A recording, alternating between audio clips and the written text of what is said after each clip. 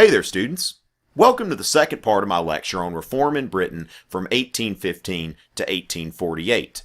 In the first part, I looked at the Reform Act of 1832, which expanded the franchise to where instead of 1 out of 12 adult men could vote, 1 out of 6 adult men could vote. And in this segment, I'm going to be focusing on the Chartist. Quick shout out to Miss Mossbacker's class in Atlanta, Georgia at Cobb County Christian. Thank y'all so much for supporting my work. Hope to see y'all sometime. So we're going to look now at the Chartist, and we need to keep in mind that this Reform Act of 1832, while it expanded suffrage, it did not create democracy. Now keep in mind at this time, democracy wasn't really a goal because you have conservatives and liberals who made a deal to create the Reform Act of 1832, and both of these groups are concerned about the protection of property.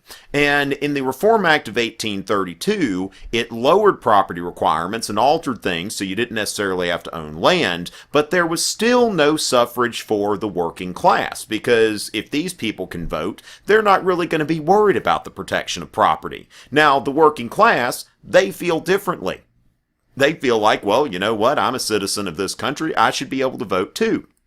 And one of the most vocal working class movements in the early 19th century in England was the movement of the Chartists. All right, so the Chartists, who were they? All right, now, first of all, they're working class agitators, and conservative leaders resisted working class agitation in the very early part of the 19th century. The Peterloo Massacre in 1819, kind of named after the Battle of Waterloo, this was a working class protest, and the government decided, well, you know what? We know how to get rid of this. Let's call in the cavalry. Now, literally, not figuratively, all right? So literally, a cavalry charge into a working class protest, killing 15 and injuring hundreds, not horses. There might have been some horses injured. I mean, I guess if you put a horse like into a hostile crowd, maybe. So, you know, but yeah, so hundreds, horses, a lot of people got injured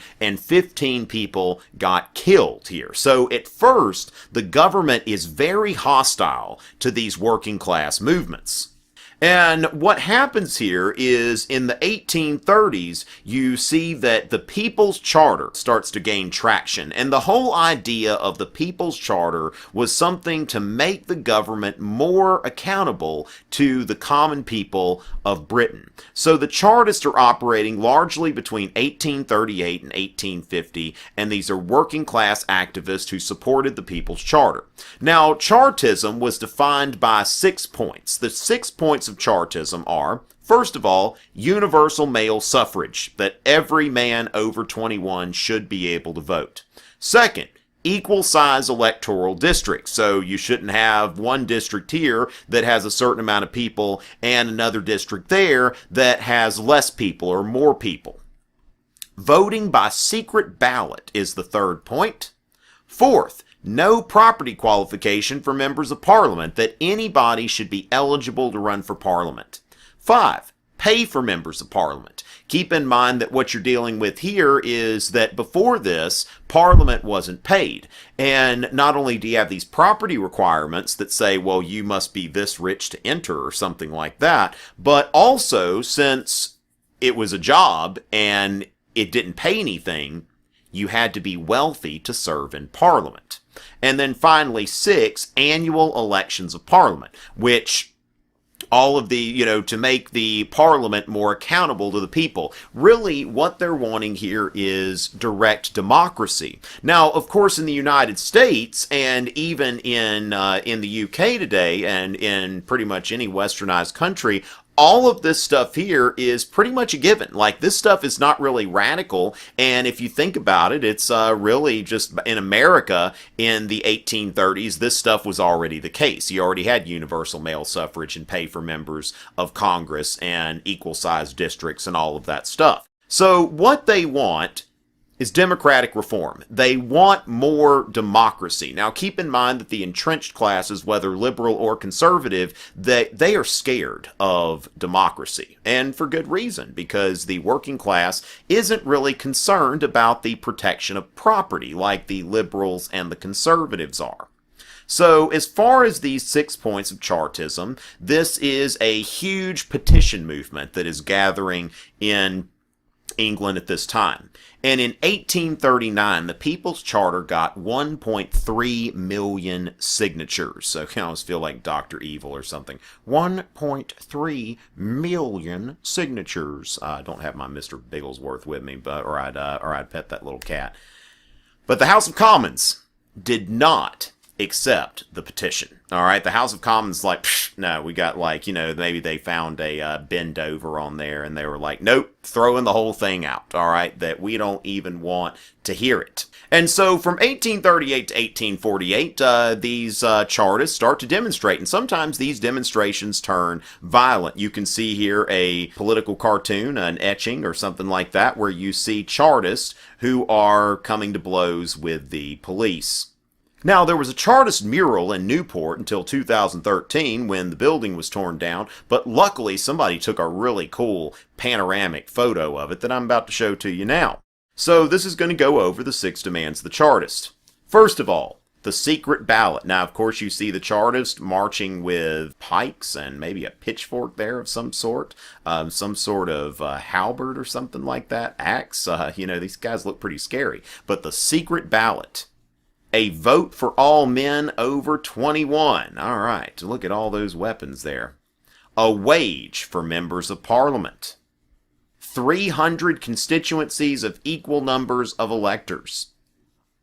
Elections to Parliament every year. Now you see here a clash between the military and the Chartists. So again, some of these demonstrations turned violent.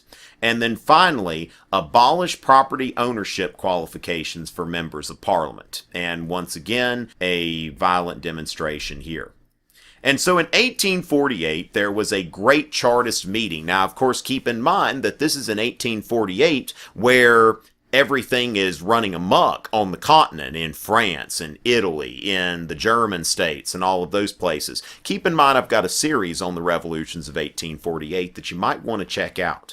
But in England, what you have here, instead of a revolution, is you have a meeting, which is a large, peaceful demonstration. And so you see here that the Chartists have kind of learned their lesson, as you can see in this advertisement. Peace and order is our motto. So to the working men of London, fellow men, the press having misrepresented and vilified us and our intentions, the demonstration committee therefore consider it to be their duty to state that the grievances of us, the working class, are deep and our demands just. We and our families are pining in misery, want, and starvation. We demand a fair day's wages for a fair day's work. We are the slaves of capital. We demand protection to our labor. We are political serfs. We demand to be free. We therefore invite all well-disposed to join our peaceful procession on Monday next April 10th, as it is for the good of all that we seek to remove the evils under which we groan. Great propaganda tactic. If you are advocating on behalf of yourself, say that you're doing it for everybody, okay? We're doing this on behalf of all, not just our group. And you can see here there's some language that may be a little bit scary. You can kind of see some sort of Marxist, like working class movement kind of language here. And so you can see why the entrenched classes would be a bit scared of the Chartists. It's like, what do these people want? And if these people get a say in the government, then what kind of laws are they going to advocate for? So, people have some valid concerns. But this meeting was very large, and the attendance estimates, the Chartists said they had over 300,000 people there. The government said, nah, that was only about 15,000. The Sunday Observer, a newspaper, said there were about 50,000. Now, when we look at point of view analysis, and that's the whole point of thinking about point of view skills, POV, is when we think about, well, the Chartists, they're going to want to exaggerate their numbers, so we probably shouldn't trust that. The government, they want the numbers to be as small as possible because they don't want to see that there was a big demonstration. And then the newspaper, their motive would more than likely be, well, they report the news. And also their number happens to be in the middle. So if we were to estimate for ourselves, okay, about how many people were at this great Chartist meeting, we might say around 50,000. So, this is a great chance to exercise POV analysis for those of you taking AP classes and you've got, a DBQ or something like that. So just to review, let's go over the 6 points of Chartism one more time. 1. Universal male suffrage. 2. Equal-sized electoral districts. 3. Voting by secret ballot. 4. No property qualification. 5. Pay for members of Parliament. And 6. Annual elections of Parliament. Now keep in mind that 1 through 5 have happened, and 6 has not happened, and it's probably good because at some point when you elect people, they need to be able to govern, and they don't need to make every single decision on which way the wind is blowing or something like that. So keep in mind that the Chartists, in the short term, their demands were not acted upon. But in the long term, everything but annual elections eventually took effect. And another thing to keep in mind is the reason why there's not a big revolution in 1848 in England is because while Parliament did not necessarily act on the Chartist petition, they did see that they would have to do some things. So in lieu of acting upon the Chartist petition, Parliament passed 3 laws during this time that were helpful in quelling the popular agitation. First of all, the Mines Act in 1842. Which I believe kept like women and children out of the mines. Second, in 1846, the Corn Laws were repealed. This is something I'm going to get into in detail in the next segment. And then 3, the 10-Hour Act in 1847, which said that women and children could only work 10 hours a day. All right. Yeah, men, sorry, but, at least women and children have some protection that they can work no more than 10 hours a day. And that cuts out some of the most abusive labor practices that existed at that time. And of course, Frederick Engels, the Marxist, the guy that wrote the Communist Manifesto with Karl Marx, he's disappointed in this because he's seeing this movement die down. And what he wrote here is, in order to divert you from the People's Charter, the only goal important to you, they spawn all sorts of projects for superficial reforms. So what's happened here is that Marx and Engels said that there was going to be like this huge violent revolution in England, and instead it doesn't happen. Because when it comes down to it, a violent revolution isn't necessarily what the working class wants. They want a government that just doesn't ignore them, and that's what they end up getting. So reform from above is what's going to happen in the early 19th century in Britain rather than radical agitation. So when the upper classes voluntarily reform, then the lower classes will keep quiet because really when it comes down to it, who really wants a violent revolution?